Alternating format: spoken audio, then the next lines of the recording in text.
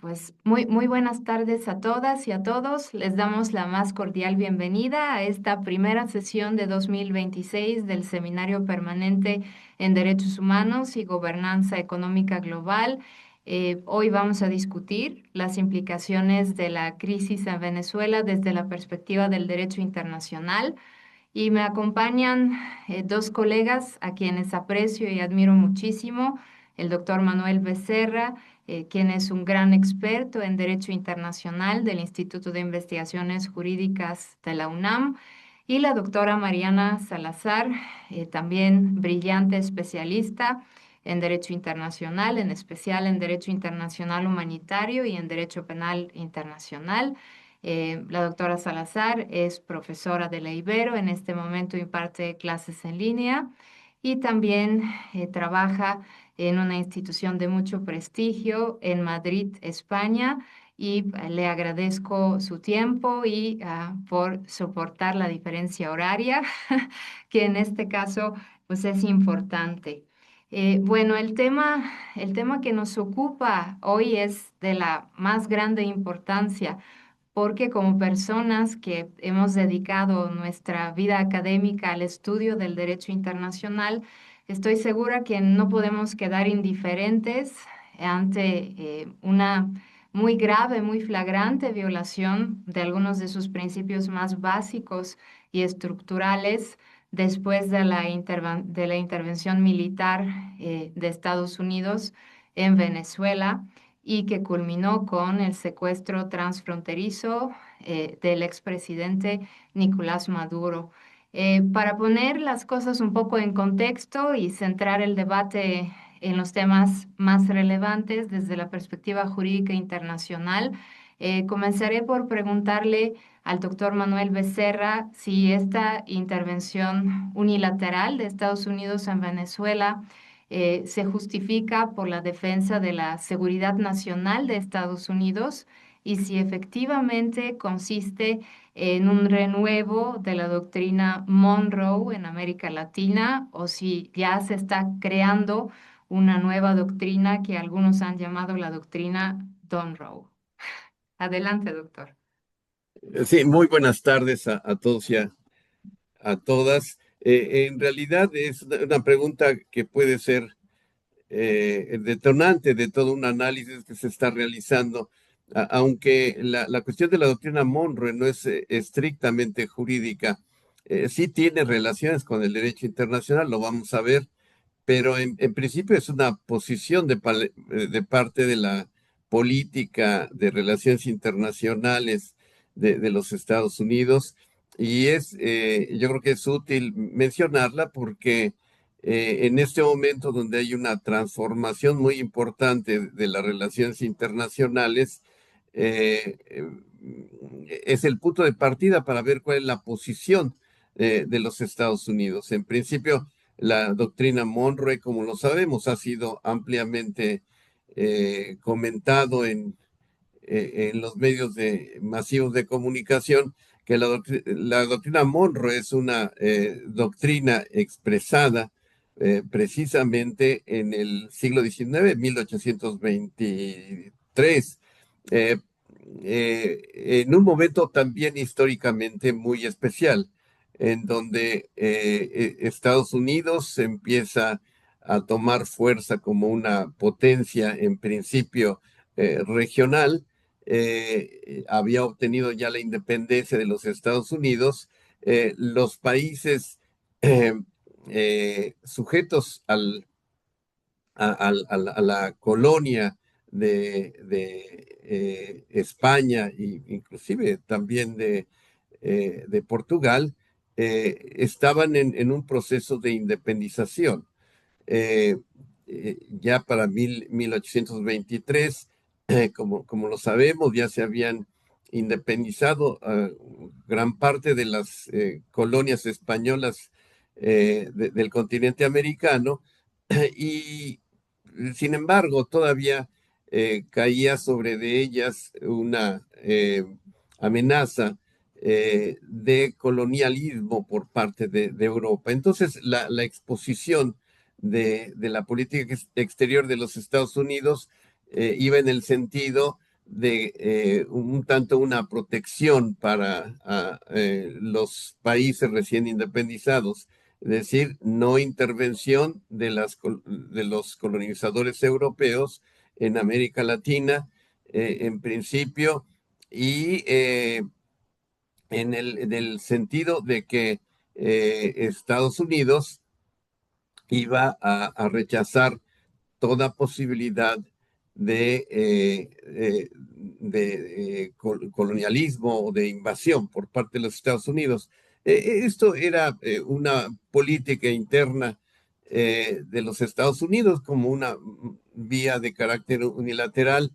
Sin embargo, fue evolucionando a través del tiempo hasta irse convirtiendo. No voy a dar toda la historia de la doctrina Monroe, pero simplemente lo reduzco a que se considera la doctrina Monroe como una preeminencia de los Estados Unidos en frente de América Latina, es decir, un derecho excepcional de Estados Unidos en América Latina.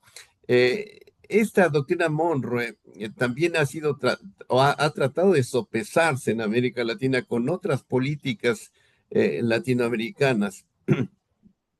Por ejemplo, con la doctrina Drago, que es una expresión también de Argentina, eh, tratando de ir en contra de las intervenciones extranjeras, en este caso por motivos de la utilización de las políticas de las cañoneras europeas en contra de las deudas de los países ya latinoamericanos. Esto fue concretamente en el caso de Venezuela a principios del siglo pasado, del siglo XX.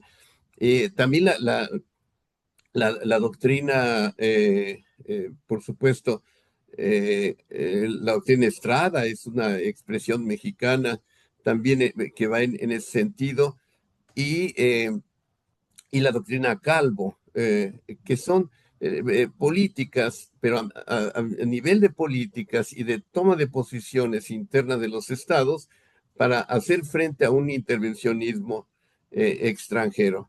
Pero les digo, la evolución de la doctrina Monroe, después la tenemos hace unos cuantos días, precisamente en la exposición de la doctrina de seguridad nacional de los Estados Unidos, en donde se vuelve a retomar a la doctrina Estrada, pero en una expresión un tanto, podemos decirlo fácilmente, de carácter imperialista, es decir, Estados Unidos tiene un derecho sobre el subcontinente, sobre América Latina.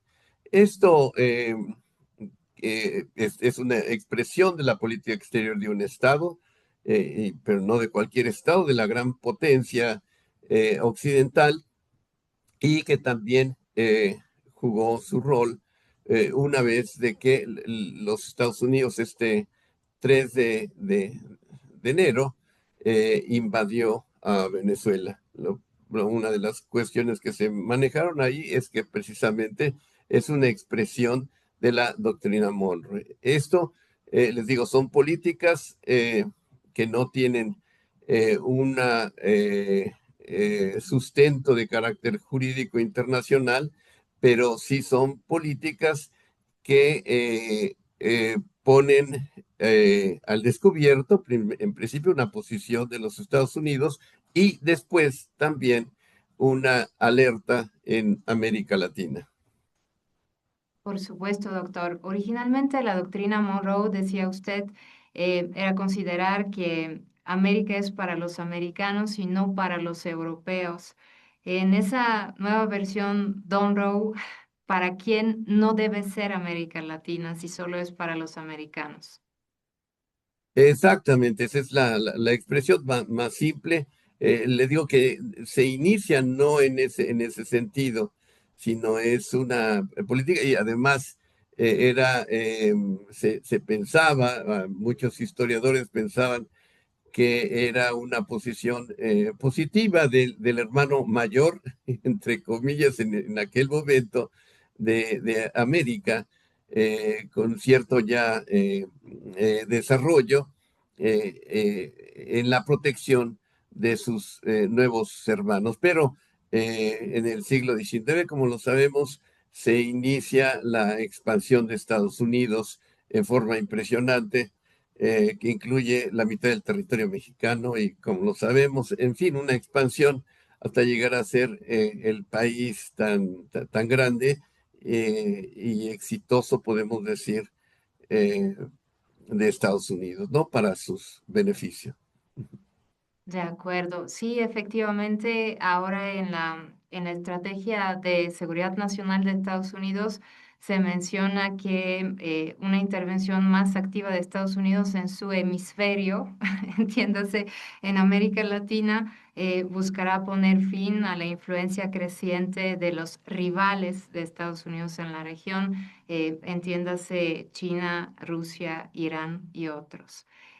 Pues efectivamente, doctor, como usted dice, la doctrina Monroe con su nueva ramificación Dunroe no es aceptada en el ámbito del derecho internacional. Es una doctrina que en este momento guía la política exterior de Estados Unidos.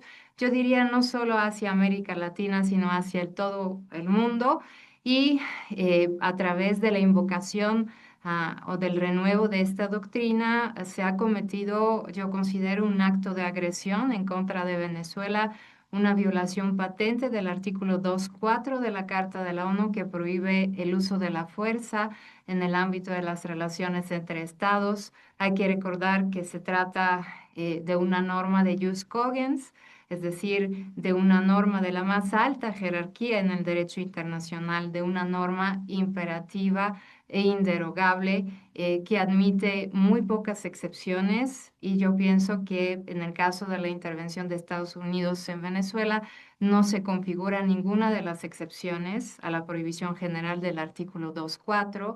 Sabemos que si Estados Unidos hubiese sido víctima de un ataque armado en su contra de parte de Venezuela, sí hubiera podido actuar en legítima defensa individual. Hay que mencionar que en algunas de las otras intervenciones militares unilaterales de Estados Unidos, como la que se dio en Irak, por ejemplo, Estados Unidos había tratado de desarrollar otras doctrinas basadas en el artículo 51 o supuestamente basadas en ese artículo, como la legítima defensa preventiva o en sus intervenciones en la ex Yugoslavia o en Libia, por ejemplo, donde no fue en Libia, fue una coalición de estados, no solo una intervención unilateral, pero se había invocado la doctrina de la responsabilidad de proteger, en virtud de la cual Estados Unidos estaría interviniendo en estos países para proteger a la población civil de esos mismos estados de la comisión de graves crímenes internacionales en su contra. Pero en este caso, pues el discurso de Estados Unidos ha sido, yo diría, cínico, porque no ha invocado ninguna o no ha tratado ni siquiera de fundamentar jurídicamente su intervención unilateral en Venezuela en algunas de las excepciones del artículo 2.4. Bueno, si consideramos que se trata de un acto de agresión cometido por parte de Estados Unidos en contra de la integridad territorial de Venezuela, también podríamos considerar que paralelamente se trata de un crimen de agresión. Y le quiero preguntar a la doctora Mariana Salazar, quien es experta en esos temas, si efectivamente la intervención de Estados Unidos pueda configurarse además como un crimen de agresión. Muchas gracias, Virginia, y muchas gracias por la invitación. Em, sí, y me gustaría retomar a partir de lo que mencionaste de la responsabilidad de proteger para después llegar a hablar de justamente del crimen de agresión. ¿Y por qué lo digo? Porque hay una narrativa en los medios, en todos los análisis que están surgiendo de derecho internacional, desde el punto de vista de derecho internacional de esta incursión de Estados Unidos en Venezuela. Hay una narrativa en la que parecería que quienes estamos identificando las violaciones al derecho internacional que hubieron por parte de Estados Unidos, estaríamos apoyando un régimen dictatorial. Y yo quisiera empezar por aclarar que ese no es el caso. que el derecho internacional también, con todas las ramas que tiene, también ha servido de marco para denunciar las violaciones que durante 27 años cometió el régimen dictatorial, el chavismo, y luego primero bajo Hugo Chávez y después bajo Maduro, y que han habido múltiples reportes de mecanismos internacionales de derechos humanos denunciando graves violaciones de derechos humanos bajo los tratados internacionales de los que Venezuela es parte, incluyendo desapariciones forzadas, tortura, detenciones arbitrarias. Y esto me parece muy importante aclararlo. Y también aclarar que desde el punto de vista de crímenes atroces hay una investigación judicial en curso que se está llevando a cabo en la Corte Penal Internacional, que también es una rama del derecho internacional, del derecho penal internacional, por crímenes de lesa humanidad cometidos en Venezuela. Entonces, esto como un caveat que me parece muy importante, porque sí siento que se está viciando un poco, por lo menos en los medios periodísticos, la visión del derecho internacional en este tema. Dicho lo anterior, mencionaste algo muy importante que es la responsabilidad de proteger. La doctrina de la responsabilidad de proteger que se proclamó en 2015 por los jefes de Estado y de Gobierno en Naciones Unidas contiene un cambio de paradigma en el sentido de que uno ya no puede, como se dice en inglés, turn a blind eye o hacerse loco, no ver cuando están ocurriendo atrocidades en un país hermano, en un país vecino, y que hay una responsabilidad, si bien no una obligación jurídica, pero sí un deber moral de colaborar con ese Estado para que ese Estado ejerza su responsabilidad primaria de proteger a su población de genocidio, crímenes de guerra, crímenes de lesa humanidad. Y si el Estado manifiestamente no puede o no quiere proteger a su población, ahí sí hay una disposición de la comunidad internacional de utilizar todos los medios a su alcance en el marco de las Naciones Unidas, en el marco de la Carta de las Naciones Unidas, y subrayo esto, para pues proteger a la población. Y esto incluye, desde luego, la posibilidad dentro del marco de la Carta de las Naciones Unidas, capítulo 7, de incluso recurrir al uso de la fuerza si es que se cumple con alguna de las dos excepciones a la prohibición general del uso de la fuerza, que es la legítima defensa o bien la autorización colectiva del Consejo de Seguridad. ¿Por qué menciono esto? Porque en este caso ninguna de las dos excepciones se ha cumplido. Eh, Primero, la legítima defensa no aplica en este caso porque no había un ataque armado sucediendo por parte de Venezuela en contra de Estados Unidos que justificara que Estados Unidos hiciera este ataque militar contra Venezuela. Y segundo, no hubo autorización colectiva del Consejo de Seguridad. Sabemos bien que esta pues requiere el voto afirmativo de los 5 miembros permanentes del Consejo de Seguridad, que en este caso, incluyendo a China y a Rusia, pues era improbable que se obtuviera una autorización para realizar esta incursión militar. Entonces, hubo sí una violación al uso de la fuerza clara y flagrante por parte de Estados Unidos, que sí, como bien mencionas, se trata de un acto de agresión al haber utilizado la Fuerza Armada en contra de la soberanía, la integridad territorial o la independencia política de Venezuela.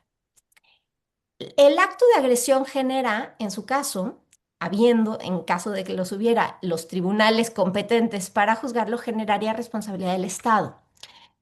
El crimen de agresión, por su parte, es aquel que comete el individuo que, estando en condiciones de controlar o dirigir efectivamente la acción política o militar de un Estado, decide planificar, iniciar, realizar un acto de agresión, como lo defines. Entonces, claro que este ataque por parte del presidente Trump podría llamarse también un crimen de agresión por parte del presidente Donald Trump. ¿Cuáles son las limitaciones, sin embargo? La clasificación en sí no es el problema es que la Corte Penal Internacional no tendría competencia para enjuiciar, ni siquiera para emitir una orden de arresto por este crimen de agresión. ¿Por qué? Porque Estados Unidos no es Estado parte al Estatuto de Roma y justamente para el crimen de agresión, a diferencia de otros crímenes en los cuales se permite como bases jurisdiccionales, ya sea la territorialidad o la personalidad activa, en este caso, se requiere necesariamente para poder acusar a alguien de un crimen de agresión en la Corte Penal Internacional que el Estado agresor haya ratificado las enmiendas en las que se definió el crimen de agresión. Estados Unidos no solo no es parte, por supuesto, pues al no ser parte tampoco ratificó las enmiendas sobre el crimen de agresión que se adoptaron en 2017. Entonces, pues no hay competencia para juzgar el crimen, pero sí sería un crimen de agresión, en mi opinión. Muchas gracias. Eso explica también por qué la Corte Penal Internacional no ha podido acusar a Putin de un crimen de agresión, solamente de crímenes de guerra. Doctora Salazar, aprovechando su expertise también en derecho penal internacional y retomando el tema de la responsabilidad de proteger, ¿considera usted que en Venezuela efectivamente se hayan cometido crímenes de lesa humanidad por parte de Nicolás Maduro? Porque sí hay, la situación de Venezuela ha sido referida a la Corte Penal Internacional. Pues ahí hay recuentos de muchos actos que podría uno considerar que sí hay un ataque. Para que sea un crimen de lesa humanidad se requiere que sea un ataque generalizado o sistemático contra una población civil. Y hay 11 conductas que pueden constituir o formar parte de este crimen, y estas incluyen la tortura, la privación de la libertad, incluyen también, por supuesto, asesinatos. Entonces, por supuesto, tocará a una corte de ley determinarlo, pero hay argumentos fuertes. Sí. Se Creo tendría que que El doctor Becerra hizo una seña de... Tendría que hacer una Sí, investigación internacional para determinar lo sucedido, pero no es posible por los meros indicios iniciar una intervención militar para detener esos crímenes. Adelante, doctor, sí. bueno, varias cosas. En principio sí estoy de acuerdo con lo que se maneja de Maduro. Me parece que a estas alturas del partido nadie mete las manos por Maduro, y sí es necesario hacer esa mención, sobre todo desde la perspectiva del derecho internacional. Lo que hay que hacer un tanto hincapié es que la misma, digamos, patología jurídica de la actitud de Maduro dentro de Venezuela no da exactamente la posibilidad un ataque armado, esto indudablemente, porque la historia nos está dando también algunos precedentes que son muy peligrosos. Es el caso, por ejemplo, de Irak, en donde una coalición fundamentalmente de tres países, era Estados Unidos, la Gran Bretaña y España, y después había otros más coaligados con esa tridente importante. Como sabemos, en el año 2003 invadieron a Irak y se acusaba precisamente al presidente de Irak en aquel momento, a Saddam Hussein, de dos cuestiones fundamentales. Uno, que estaba haciendo o creando armas de destrucción masiva, y otra, que era un régimen antidemocrático, etcétera, etcétera. Como sabemos, al final de cuentas, las armas de destrucción masiva fueron una mera invención, y fue un verdadero chasco. Eso lo tiene la historia del derecho internacional. Hay una literatura fuerte en ese sentido. Entonces, la intervención, tanto de carácter humanitaria, que digamos es un sobrepeso a la soberanía de los estados en materia de derechos humanos, como la obligación de proteger, eh, están cuestionadas por el derecho internacional. En ese sentido, estoy de acuerdo con Mariana, que la obligación de proteger tienen un contrapeso. Hay ciertas condiciones que hay que reunir.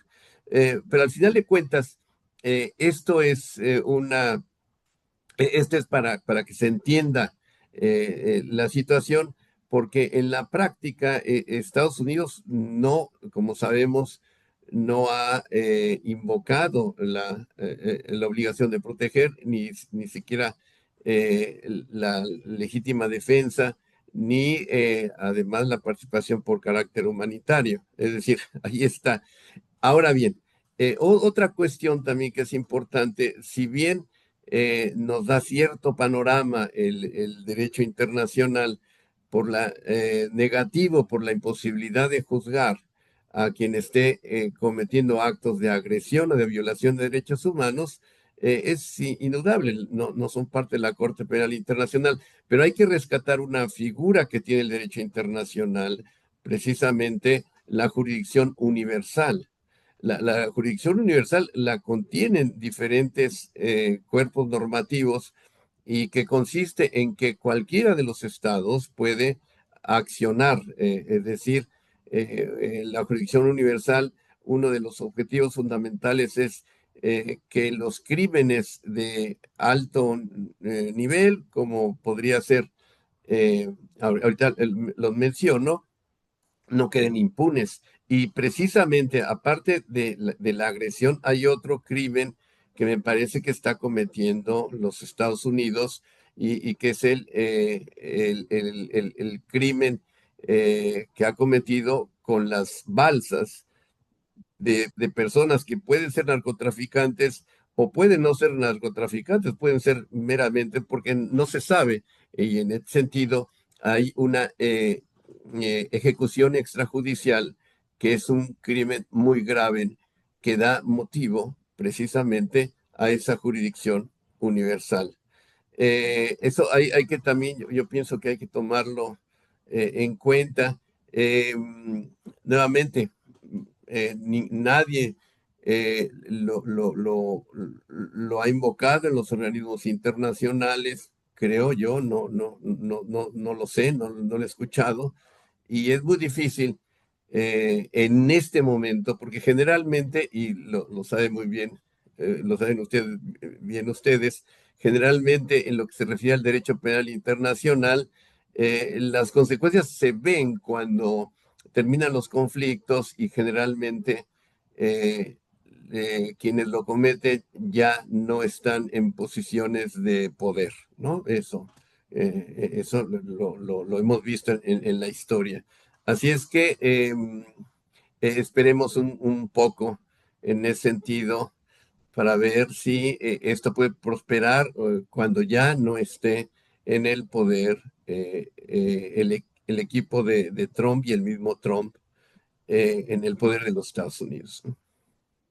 Muy interesante lo que comenta, doctor, respecto a la jurisdicción universal. Regresando al caso del expresidente Maduro, si lo hubieran acusado de crímenes de lesa humanidad y si se hubiera comprobado la comisión de esos crímenes, entonces sí, la competencia de los tribunales penales de Estados Unidos y de cualquier otro país tal vez hubiera procedido. Pero en realidad nunca lo acusaron de eso, lo acusaron en primer lugar de narcotráfico, de ser miembro del cártel de los soles. Y en ese aspecto le quiero preguntar a la doctora Mariana Salazar si fue legal la detención de Maduro en Miraflores por parte de este grupo de élite Delta de Estados Unidos en virtud del derecho penal internacional. Y después, una vez capturado, quisiera pedirle al doctor Becerra que nos aclare si el presidente o el expresidente Maduro debería gozar de una inmunidad en el juicio llevado a cabo ante los tribunales de Estados Unidos. Adelante, doctora Salazar. Muchas gracias. Y en efecto, llama la atención la poca justificación legal que hubo sobre y tú lo mencionabas, Virginia, al inicio, la poca justificación legal que ni siquiera intentaron dar una justificación en el marco del derecho internacional. Lo que sí dijeron horas después del ataque, el secretario de Estado, Marco Rubio, lo justificó justamente en el marco de un esfuerzo para tomar custodia de de dos criminales acusados en cortes estadounidenses de narcotráfico y conspiración para cometer narcotráfico. Y es así que detuvieron entonces a Nicolás Maduro y a su esposa. Y el auto de acusación que se hizo público horas después de detenidos, pues revela justamente esto, se enmarca dentro de el Código de Estados Unidos como conspiración para narcoterrorismo, para importación de cocaína, posesión de ametralladoras y artefactos explosivos, y conspiración para posesión de ametralladoras y artefactos explosivos. Argumentan que en puestos de gobierno había una red de corrupción con cárteles de narcotráfico para obtener beneficios de la importación de cocaína a Estados Unidos a través de diversas organizaciones criminales que han sido catalogadas en Estados Unidos como Foreign Terrorist Organizations, como organizaciones terroristas. Esto bajo el marco estadounidense les da cierta no quiero decir legitimidad, pero por lo menos para ellos, de sus acciones. Ahora bien, bajo el derecho transnacional, nada permite que un Estado, en el derecho internacional, no se permite que un Estado entre por la fuerza a otro Estado para detener y extraer a un individuo a fin de ejercer jurisdicción penal contra ese individuo. Esto no está permitido en el derecho internacional. Para eso existe la figura de la extradición y para eso existe el solicitarle a otro país que detenga y que extradite.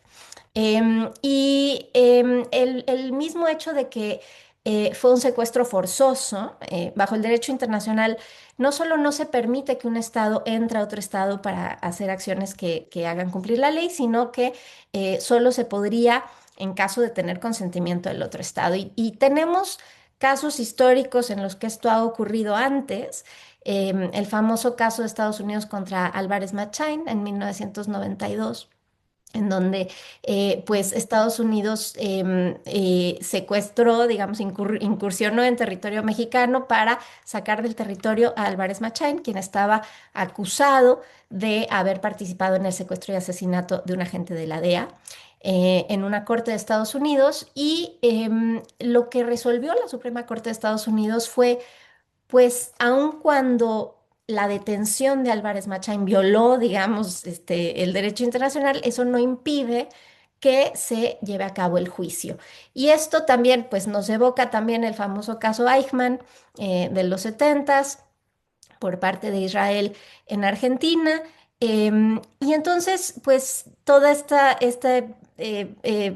teoría que surgió del llamado male captus bene detentus, es decir, aunque lo detuve violando normas internacionales, no impide que lleve a cabo su juicio. Y eso pues ha sido controvertido, hay algunos académicos que están a favor, otros que están en contra. El propio Comité Jurídico Interamericano emitió un pronunciamiento después del caso Álvarez Machain diciendo que Estados Unidos tendría que haber regresado a Álvarez Machain al territorio de cuya jurisdicción lo extrajo, que era México. Entonces, bueno, pues esto es algo a lo que necesariamente nos evoca este caso.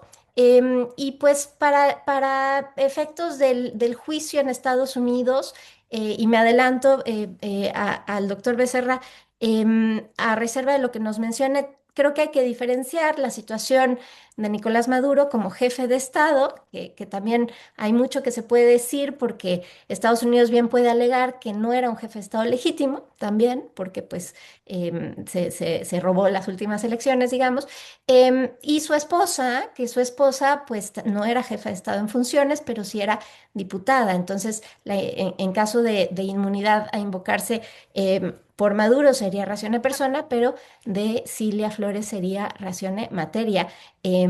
Pero pues las posibles excepciones de esa inmunidad no incluyen el narcotráfico. Me adelanté, doctor, pero atenta a escucharlo. Adelante, doctor, si pudiera complementar. Bueno, sí, sí, muchas gracias. Sí. Bueno, en realidad, eh, la cuestión sobre que eso indudablemente está en los medios de comunicación, sobre la capacidad soberana que pueda tener Maduro como jefe de Estado, reconocido por la comunidad internacional. Bueno, este, en realidad es un asunto que está muy discutido en las relaciones internacionales y ahí hay casos que dicen lo contrario. En principio, todas las dictaduras de la década de los setentas en América Latina no tenían esa ese pedigrí democrático y en consecuencia ningún estado los invadió para tomarlos y llevarlos a la justicia. ¿Esto qué significa? Esto significa que de alguna manera, y esta es la posición un tanto de México con la doctrina Estrada, que el caso de México, por ejemplo, no se pronuncia por un reconocimiento de gobierno, ¿sí? Se puede decir que hay una violación de las normas democráticas a nivel interno, eh, pero la posición de los estados es que eso lo resuelva el pueblo mismo en virtud del principio de autodeterminación o bien por los organismos internacionales, ¿no?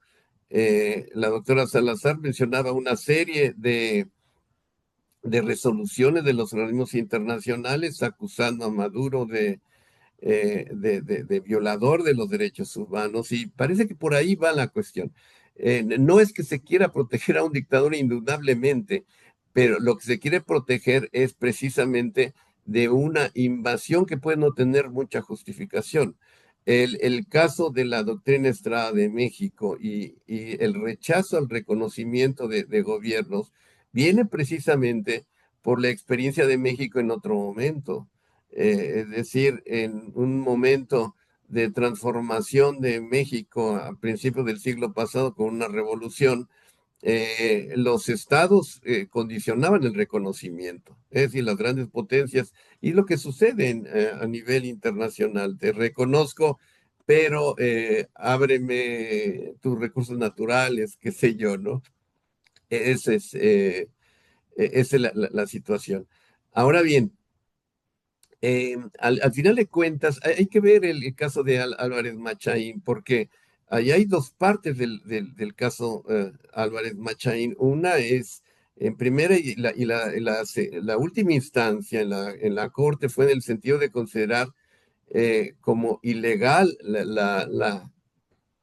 el, eh, el apresamiento que hicieron agentes de la DEA dentro de México, lo secuestraron y se lo llevaron. Eso hay que verlo. Y yo, otro más en lo que se refiere a cuestiones de inmunidad, perdón, inmunidad soberana. Eh, los jefes de Estado, a reserva de que se diga otra cuestión, que no sea considerado como jefes de Estado, gozan inmunidad. Tanto la Convención de Viena sobre relaciones diplomáticas como diferentes resoluciones de los organismos internacionales.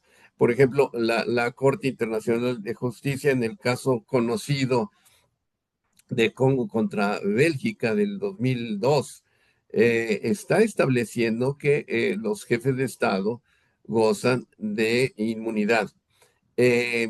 Ahí estábamos nosotros muy, en el 2002, muy atentos a la sentencia porque pensamos que se iba a aplicar el concepto de jurisdicción universal, eh, pero no, la Corte dijo que los jefes de Estado, aunque no nos gustara, no dijo eso, por supuesto, tenían una inmunidad soberana. Esto, les digo, yo creo que entra en un equilibrio por una parte, la cuestión de la impunidad internacional de jefes de Estado que violan los derechos de su población, y por otra parte, la protección de los mismos estados en frente de una acción eh, de carácter imperialista, por decirlo de alguna manera. Eh, Hay otro caso también interesante, es el de Pinochet. Recuerden ustedes que al señor Pinochet, España, mediante la jurisdicción universal, lo acusaron en las cortes de la Gran Bretaña. la Cámara de los Lores, o sea, el tribunal inglés dijo que no tenía inmunidad soberana, pero el razonamiento fue muy interesante. En un concepto normal, digamos, normal, si puede existir esa normalidad dentro de un dictador o de un jefe de Estado cualquiera, tendría inmunidad. Eh, pero la inmunidad está creada, pensada para la protección de los jefes de estados en el cumplimiento de sus funciones. Y entonces lo que dijo la Corte, en ningún lado eh, hay una disposición de que el cumplimiento de las funciones sea torturar, sea asesinar, sea torturar. En consecuencia, ahí no procede la inmunidad. Pero fuera de esos casos donde hay que probar que existen esas violaciones, los jefes de Estado tienen una inmunidad, ¿no? Eh, mientras están en el cargo, por supuesto. Por eso les decía, alguien mencionaba que el derecho humanitario internacional es de aplicación futura, algo así, ¿no? Es decir, porque en el momento de los conflictos, sí, de eso lo vemos con los conflictos que estamos viviendo en este momento, las guerras tanto de Israel en Palestina como de Rusia eh, con Ucrania. eh, es muy difícil llevar a los criminales de guerra a los tribunales. Generalmente es una situación posterior, pero ahí está el derecho, eso es lo importante. Muchas gracias, doctor. Aprovechando que mencionó el derecho internacional humanitario, que es otra rama del derecho internacional que eventualmente podría aplicarse en el caso de la crisis venezolana, quisiera preguntarle a la doctora Salazar si efectivamente el presidente Trump cumple lo que dijo de que van a gobernar Venezuela. We will run Venezuela. Utilizó incluso un término coloquial para decir que iban a gobernar ahí. Eso nos haría ver una posible ocupación militar estadounidense del territorio venezolano. ¿Cómo se aplica el derecho internacional humanitario y qué obligaciones tendría Estados Unidos si ocupara militarmente a Venezuela, pensando, por ejemplo, en la posibilidad ya anunciada de que empresas estadounidenses van a explotar y explorar el petróleo de Venezuela? Adelante, doctora. Su micrófono, por favor. Listo. El tema del derecho humanitario es muy interesante en este caso porque en el discurso de Estados Unidos han insistido que no hay una guerra con Venezuela. En la sesión de emergencia del Consejo de Seguridad de Estados Unidos dijo que no había guerra con Venezuela. Y todavía no está del todo claro si van a mandar a militares a permanecer en el terreno o si lo que están haciendo, que eso sí sabemos que están haciendo, es una coerción sobre los asuntos internos del Estado, dirigiendo desde fuera a través de la vicepresidenta, ahora presidenta Delcy Rodríguez. Em, de ser el caso, creo que, digamos, creo que entonces van de la mano la violación al principio de no intervención, que es clarísima, junto con este principio también está relacionado con la propia Carta de la Organización de los Estados Americanos, que en su artículo 21 deja muy claro que ninguno de los estados de las Américas puede ser objeto ni temporalmente de ocupación militar o de ninguna otra medida de fuerza por otro estado, ni de la adquisición territorial, ni de ventajas especiales. Y hay otros artículos de la propia Carta de la OEA y también la opinión consultiva reciente de la Corte Internacional de Justicia sobre las consecuencias legales, políticas y prácticas de la ocupación de Israel en territorios palestinos ocupados, también deja muy claro que el uso por parte de una potencia ocupante de los recursos naturales del Estado ocupado no debe exceder lo necesario para propósitos de la ocupación Y pues parecería pues contrario al principio de soberanía sobre los recursos naturales, todo este interés y esta correlación que se hace de los propósitos de la intervención también con un tema de explotar el petróleo venezolano. Dicho eso, eh, parece no haber duda que en el momento que se hizo el ataque, eso es un acto de agresión, pero cuando ya se realiza el ataque, se superaron los requisitos, digamos, de intensidad del conflicto. Sabemos que hubieron más o menos 80 personas muertas en el ataque de Estados Unidos a Venezuela. em, y parecería que sí se detonó y se creó un conflicto armado internacional. Ha sido poco explorado esto porque entonces viene la duda de qué pasa ahora que ya se salieron. ¿Qué pasa? Hay una diferencia si es que van a tener gente en el terreno o no. Y en cualquier caso, la ocupación militar, aunque tengan gente en el terreno y no haya una resistencia armada por parte de fuerzas venezolanas, esto de todas formas equivale a una ocupación bajo el derecho internacional humanitario regida por el cuarto convenio de Ginebra. Em, en este caso, hay muchas consecuencias y muy distintas. Aplican entonces los convenios de Ginebra y eso qué significa que entonces las fuerzas venezolanas, en caso de considerarse como beligerantes, como partes en un conflicto armado, ambos, podrían incluso llegar a atacar a fuerzas estadounidenses. A este grado llegan las consecuencias si reconocemos la aplicación de los convenios de Ginebra, por eso hay que tener mucha cautela con esto. Podrían incluso llegar a atacar comprobando que hay proporcionalidad, principio de distinción, principio de necesidad y que todo esto sea cumplido. Entonces, bueno, hay algunos académicos que dicen que sí, que esto sí aplica. Por supuesto, está prohibido el ataque a civiles. Y algo muy importante es que en caso de que se reconozca la aplicabilidad de los convenios de Ginebra, el hecho de atacar a una persona por participar en narcotráfico no sería permitido bajo el derecho internacional humanitario. Es decir, los ataques deben ser solamente contra personas que participan en las hostilidades, contra beligerantes que participan directamente en las hostilidades. Entonces, pues eso también habría que tenerlo en cuenta. No es el hecho de que sea un conflicto armado no autoriza el atacar directamente a narcoterroristas, como lo llama el marco legal interno. Entonces, digamos, complejo.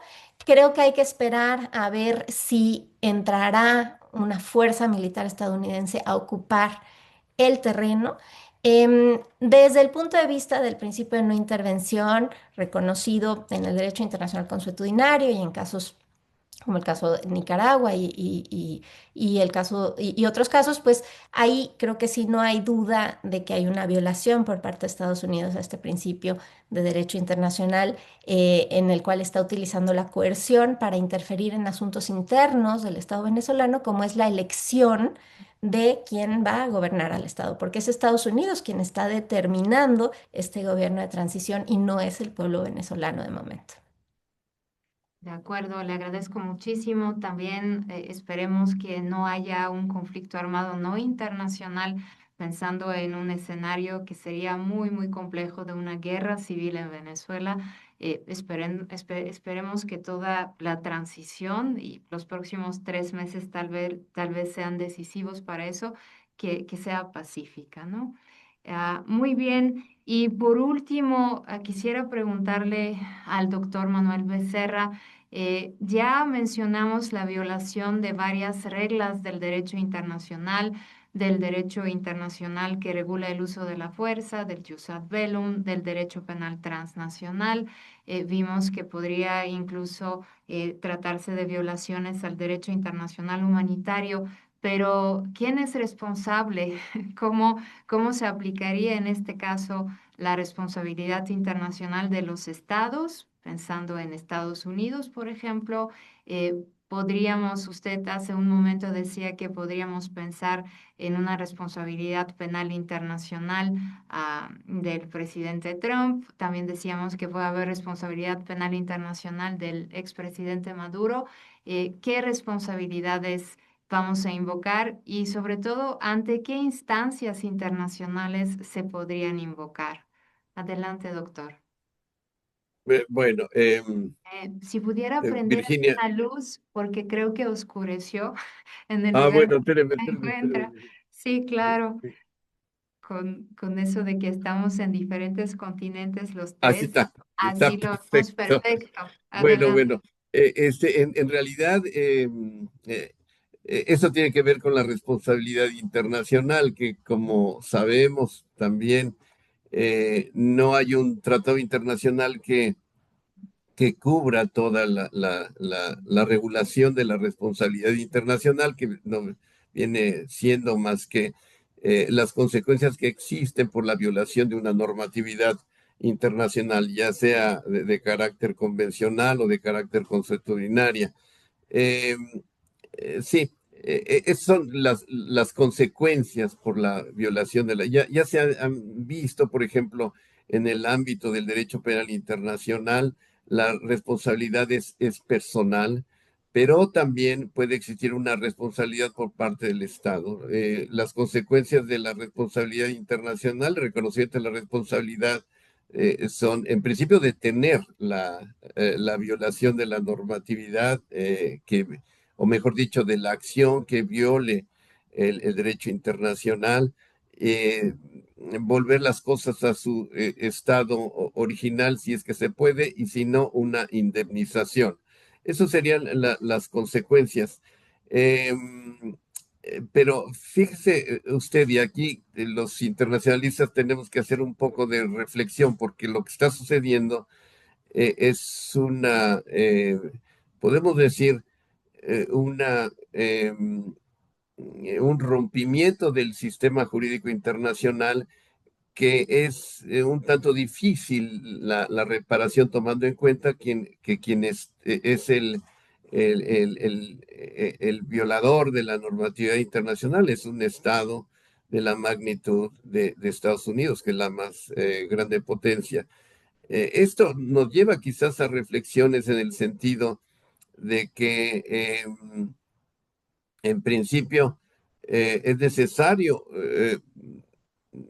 reforzar, reforzar o de alguna manera hacer una modificación en el orden internacional, porque el orden internacional creado en 1945 está hecho de alguna manera para que los grandes estados, y eso lo vemos en el Consejo de Seguridad de Naciones Unidas, los cinco potencias vencedoras, pues con ese sistema tienen inmunidad y entonces es necesario de alguna manera evolucionar hacia otro tipo de organización internacional. Esto eh, es muy fácil decirlo, pero se puede un tanto reflexionar sobre eso, porque tanto en el caso de Israel, yo lo veo, ahí me parece que es muy claro una,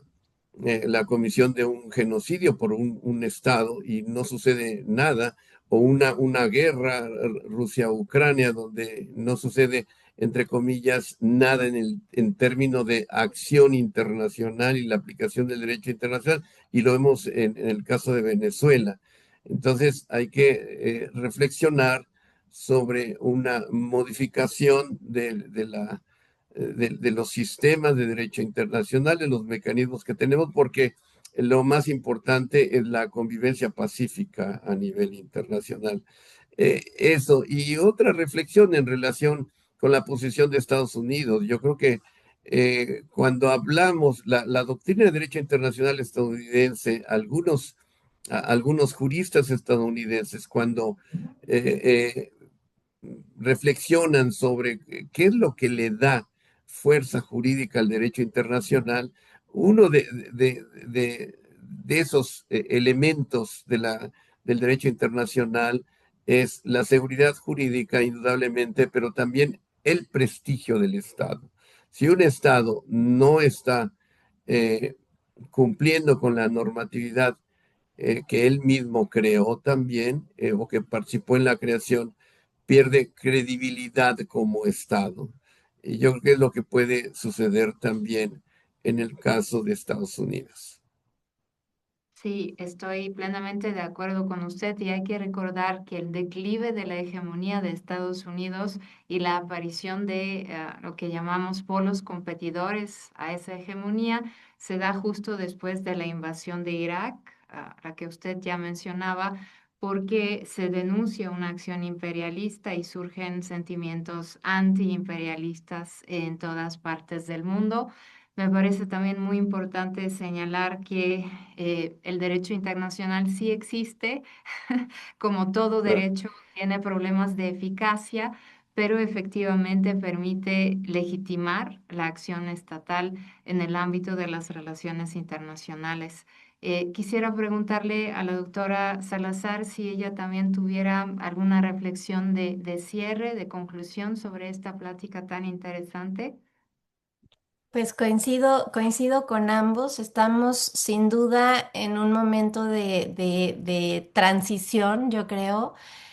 Tradicionalmente los que enseñamos derecho internacional hablamos del derecho internacional primitivo, el clásico y el contemporáneo, que es el de la posguerra, y yo creo que ya pronto vamos a ver cuál sigue.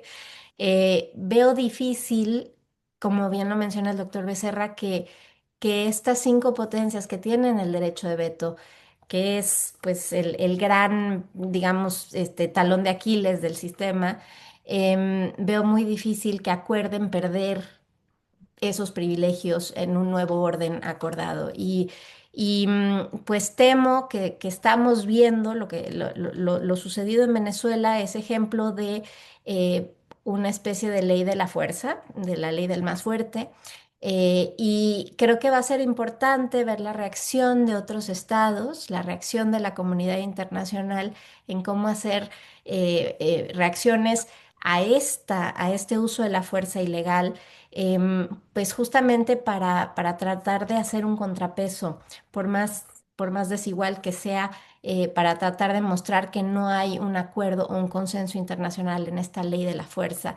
Pues en efecto el derecho internacional existe, por lo menos nos está sirviendo para enmarcar las acciones de los estados, para señalar cuando existe una violación y para llamar la atención de la comunidad internacional.